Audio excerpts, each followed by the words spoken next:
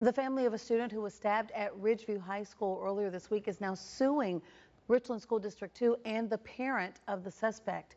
That incident happened around 10 a.m. Tuesday in a hallway of the school. 17-year-old Tony Abrams, a student there, is charged as an adult facing attempted murder charges. Nick Neville has been on this story since the beginning. Nick, I know students and teachers on campus have expressed some concerns this week. What can you tell us about this lawsuit? Yes, Judy. So it argues that staff and policies of the district were negligent about safety, which led to this tragedy. It also asserts that a second assault on the victim at the hands of the suspect here, Tony Abrams, happened just one day before the stabbing. Richland School District 2 now facing a lawsuit from the family of the 16-year-old student who was stabbed at Ridgeview High School earlier this week.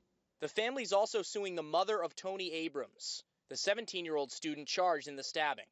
Sometimes, as we all know, the only way to hold people accountable and make them responsible is through our court system.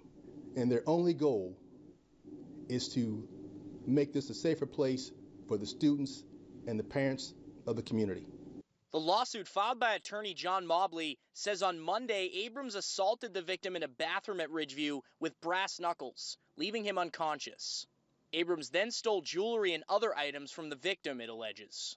It's unclear whether the victim or his family reported that incident to school officials. In the moments leading up to the stabbing, the lawsuit alleges that the victim approached Abrams in the hallway asking for his jewelry back. Abrams responded by saying, quote, "You can have it in blood," and then stabbed him 5 times, it states. During this entire assault, there were no school officials, no administrators, no employees in the vicinity, and their son had to wander bleeding through the hallway in order to get medical attention.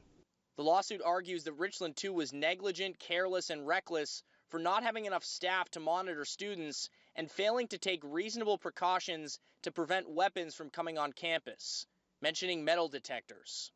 It also says Richland Two failed to have or enforce adequate policies to prevent bullying. Instead of providing a safe learning environment for students, they provided a breeding ground for thugs, violence, and criminal activity. Since January 2018, there were 25 reported assaults on campus here and 9 weapons violations. That's according to the lawsuit. Now, we tried several times today to reach Abrams' mother for comment. Our attempts to do so were unsuccessful. Richland 2 says it cannot comment on pending litigation. Reporting in Columbia, Nick Neville, WIS News 10. Nick, thank you for that update. Both the parents of the victim and their attorney, John Mobley, declined to answer questions from reporters today, including how their son was doing and whether he was still in the hospital.